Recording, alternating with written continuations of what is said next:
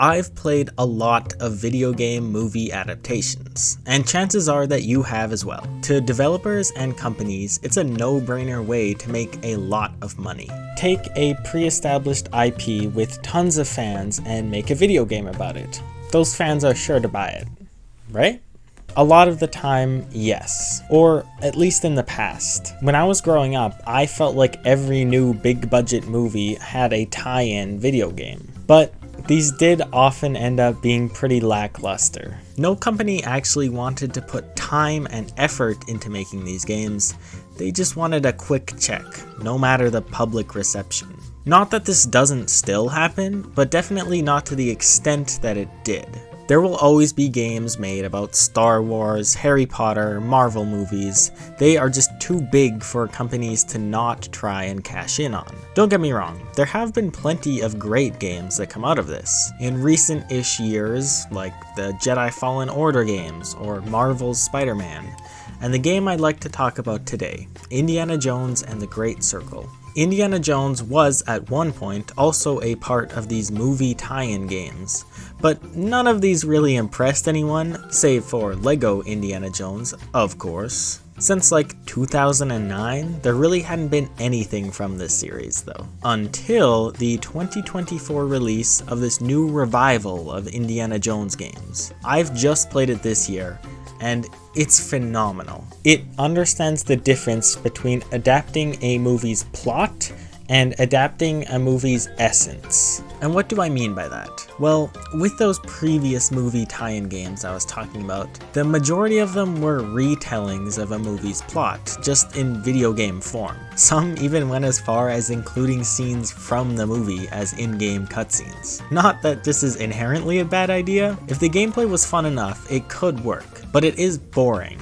nonetheless. The Great Circle goes for something new, a completely new Indiana Jones story, and it managed to make it feel nearly as real as a new Indiana Jones movie. But it went so much farther than just the new story to get the essence of what Indiana Jones is. The gameplay is really what cemented this game as great for me. So let's review. What usually goes wrong with games like this? Boring, literal adaptations that limit creativity and player agency. Poor gameplay integration that really doesn't fit the film, and these are usually due to time constraints and marketing-driven design. So now, let's jump right into what the Great Circle gets right.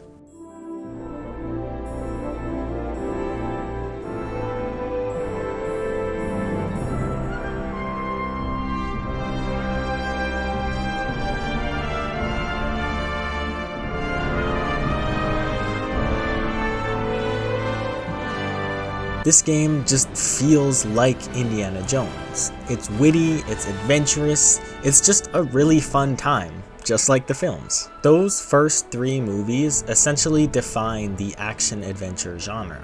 With great dialogue, action, music, adventure, there is a lot to love, and it's clear why they are still so popular. So because of how iconic these movies are, I was worried the game might just end up rehashing movie plots. And funnily enough, it actually begins with a sequence where you play through that iconic Temple of the Golden Idol scene from Raiders of the Lost Ark. It is great, don't get me wrong. It does really set the scene for playing as Indy. Even just in this first bit, you can see how much his character comes through in the gameplay. However, I was worried that the game was just going to be more of that for the next 20 hours, but I was pleasantly surprised when instead I was met with tons of new characters, friends, and villains alike, plus tons of new gorgeous locations to explore as Indiana Jones. I don't want to spoil too much of the story, but it's great. There's a big mystery around the central Great Circle that you're searching for the pieces of. What is it? What does it do? Why is it dangerous? Why don't we want the Nazis to get it? And putting together the clues and figuring out how it works in the end is really satisfying. Performances are also absolutely stunning. I cannot believe how good a job Troy Baker does as Indy. And I don't know how to say his name, so I'm not even gonna try. But this guy as main villain Voss was also awesome. It's just a great original adventure that lets Indy be Indy, but in a new way that we haven't really seen before. But I don't think this was the hardest task. Obviously still a huge accomplishment, but I don't think I would have spent 30 hours in this game if I only liked the story. I think the gameplay and action was inherently going to be the more difficult thing to adapt. Before this game, the go-to action-adventure video games were without a doubt the Uncharted series. I've played all 4 mainline games, and they are great. I love them a lot. However, I do feel that they lean a lot into the action side of action-adventure. They are third-person shooters at the end of the day, just with some puzzles and huge set pieces throughout. But Nathan Drake is a strong action hero. He mows down approximately over 2,000 people? Jeez. But anyways, he is a strong guy. It's kind of a power fantasy to play as him. On the opposite side, I think the Great Circle leans a lot more into the adventure side of things. And Indy is definitely not an invincible fellow, just like in the movies. I think to a lot of people, that's a huge appeal of the films. Jones isn't a superhero. Half of the time in his fights, he's getting beat up so bad.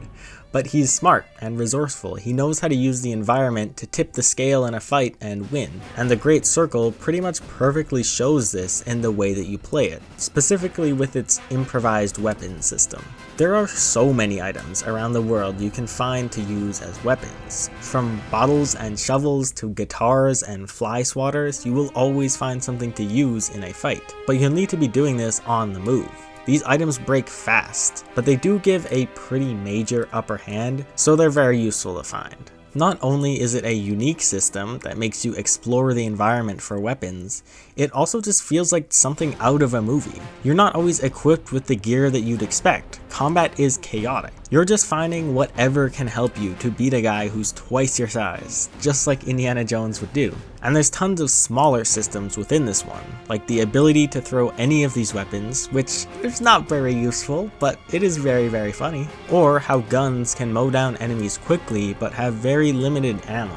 Although they can also be swapped to use as melee weapons, which is probably my favorite combo, shooting one guy and then flipping it around and smacking another guy with it. And while these improvised melee weapons help out, you're not always going to have them.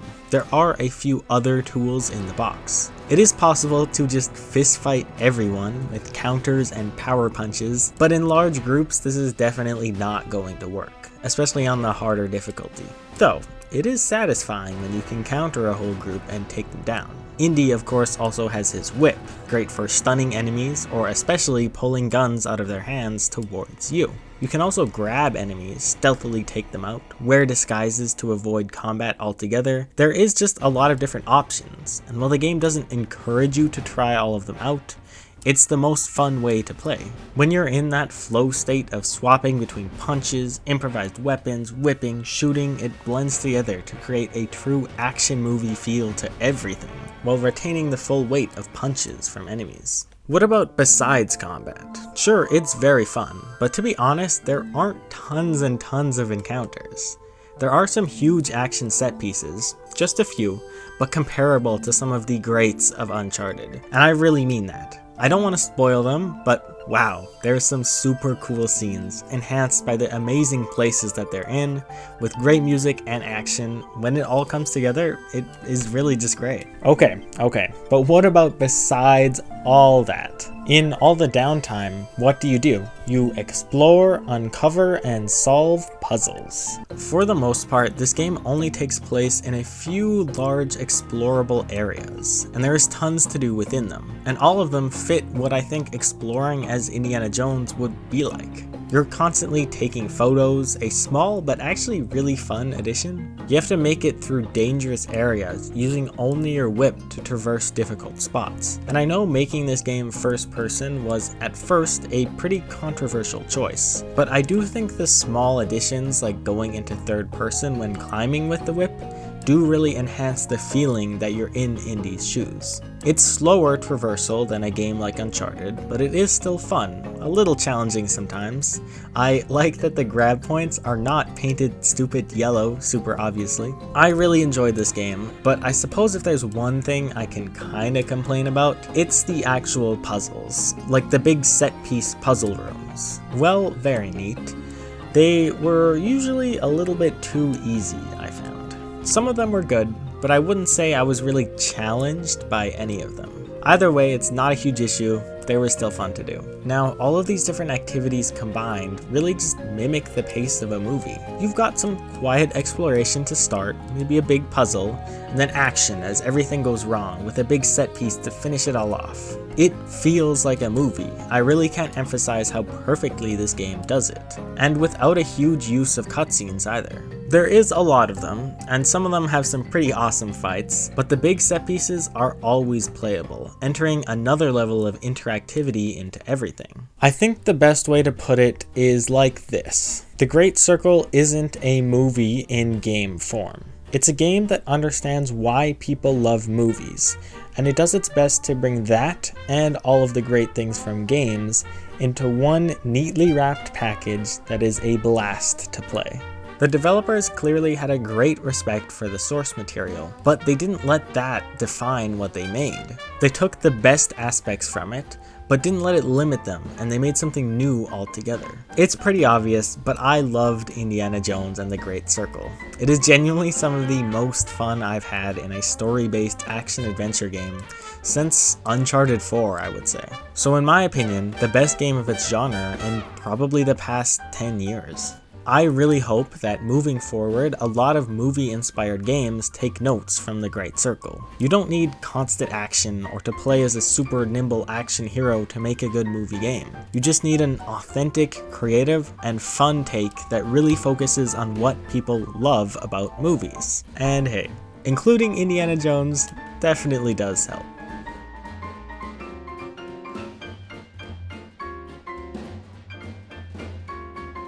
Thanks for watching this video. I really do appreciate it if you made it this far. And if you want to see more stuff like this, feel free to subscribe.